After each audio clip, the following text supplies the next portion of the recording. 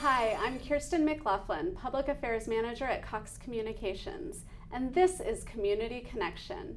Today we have Anthony Caraccio and Andrea Slaby from the Organic Soup Kitchen. Welcome.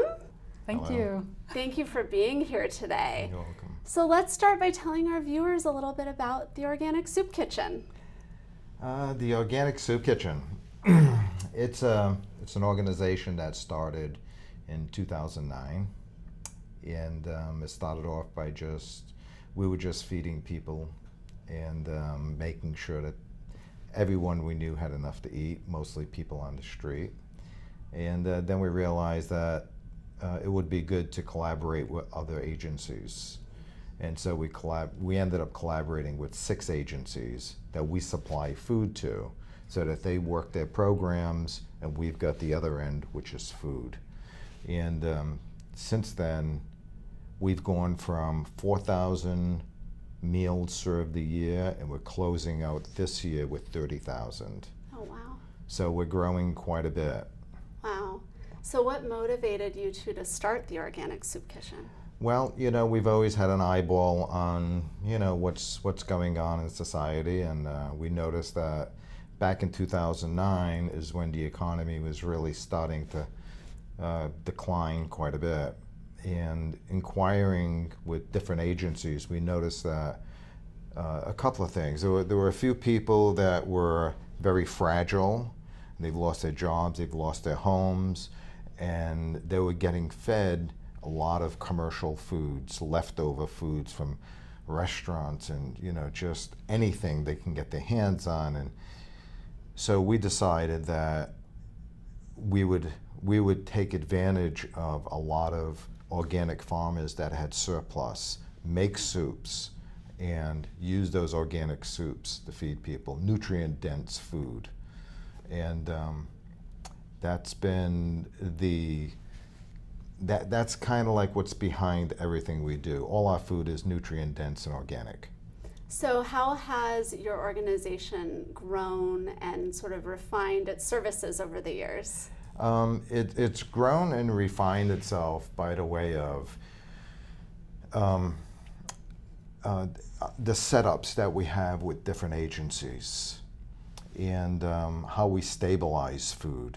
We've learned how to, during the summer months when there's an abundance of a particular type of produce, how to get that food, make a soup out of it, or blanch it and vacuum seal it and freeze it. And this way we have it year round. Right. So stabilizing produce is one of our big things. And mostly all of our soups are vegan. We use organic coconut milk from Thailand. All our herbs are organic.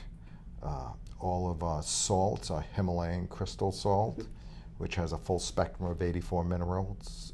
Only one of those minerals is sodium, so it's really good for aging citizens that, have problems with salt. And so it's and right now it's growing to the point where we were starting to hold off on a lot of things, and the county approached us and gave us a 5-year lease to the Veterans Memorial Kitchen. Oh, wow. So now we can ramp up our service to the community. So is that sort of your home base now? It is now our home base for the next 5 years at least. Congratulations. Thank you. Thank you. Thank you. So tell our viewers a little more about the facility and what that allows you to do. The facility, it's a small kitchen, but the county stepped in and asked me what I needed, and I told them I needed to move in some large refrigeration. And they came in with their construction crews and opened up doorways and moved things for us, and we put in all our refrigeration, and now it'll allow us to grow to the demand of what's needed in our city. So tell me a little bit more about demand and what you're seeing, or what you have seen in terms of demand since you started to today. Right. Our demands have been increasing based on the agencies that we have been serving. We see every week we get a new agency saying, "Can you help us out?" You know, we have fragile senior citizens. You know, we have veterans, housebound seniors. So they're approaching us, but we didn't have the facility to use these overabundant produce to create food, extra amounts of soups and meals for the high demand, and now we do. Right. That's great. Tell our viewers a little bit more about the Veterans Program that you all have. 'Cause if I understand correctly, that's an area where you're looking to grow in the future, correct? Right, Yes. right. We started off by doing a weekly Wednesday morning breakfast for all vets. You know, just to have them start coming in, starting to talk to each other, seeing what's going on. And the first quarter of 2015, we're going to launch a program. It's going to be called Checkpoint. And it's going to be a yoga program for PTSD, which I'll tell you about in a minute. It's going to be a nutritional dinner, and it's going to be all about taking food home again with you. And it's going to be collaborating with other agencies to get your benefits in order and to start getting to know what's available in the community.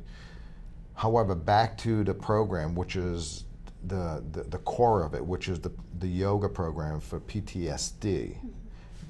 Andrea teaches that program. And if you can tell us a little. I've been teaching a PTSD yoga therapy program for over 1 year now, and we have had veterans from the Vietnam War and fresh vets just coming back from Iraq and Afghanistan.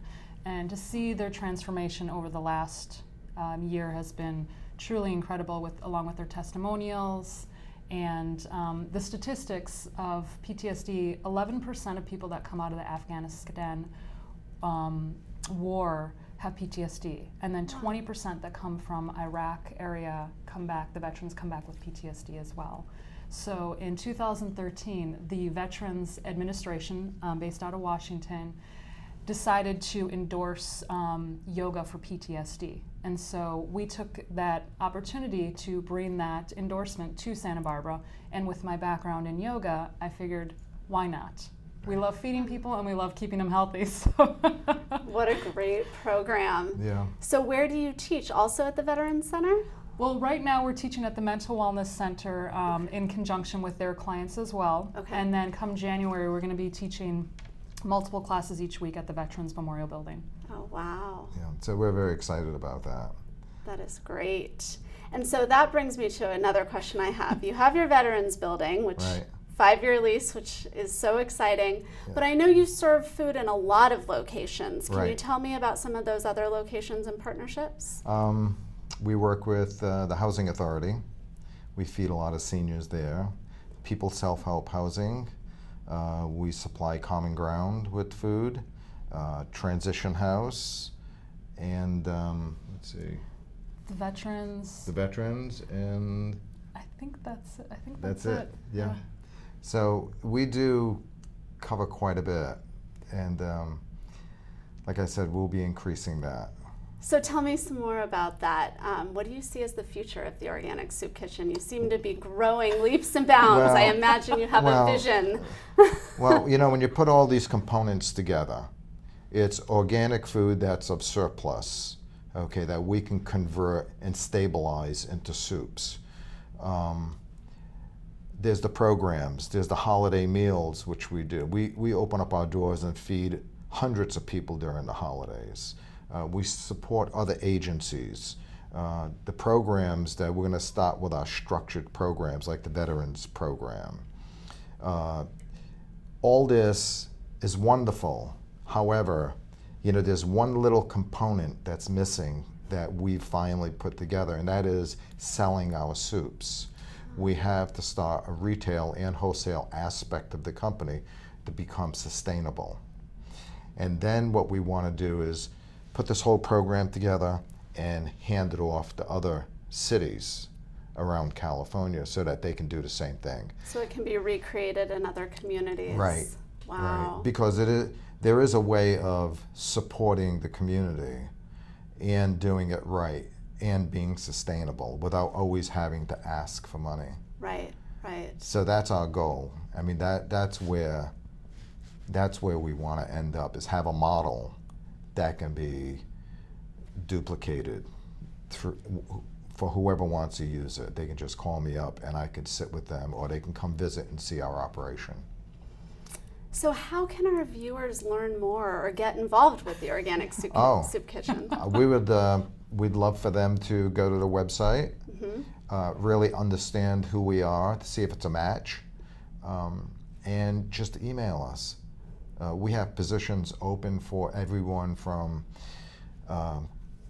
grant writing all the way to slicing and dicing vegetables to delivery and picking stuff up, and most of all, learning our process, because we like to have people learn our process. I know this year we've all worked together through Cox's Season of Giving, and several of our employees have gotten involved in some of your volunteer events and have just raved about it. So we have a good time. That's what I hear. The fun part is that when you're feeding people, when you're making food to feed people, it's a two-way street. You get nourished yourself. They get nourished. It's a way of bringing community together. So we constantly want to keep that component in place. That's great. So as we wrap up in our final minute or so, any final words for our audience? I really would ask that the community get involved any which way you can. Whether you have a skill or not, no matter what it is you have to offer, if you want to get involved, please go to the website and check it out. And just email us. We'll talk to you, we'll get you involved and get you rolling. Sounds great. Thank you both for being here today. What a wonderful organization. Thank you. Thank you. And thank you. Until next time, this is Community Connection. We'll see you then.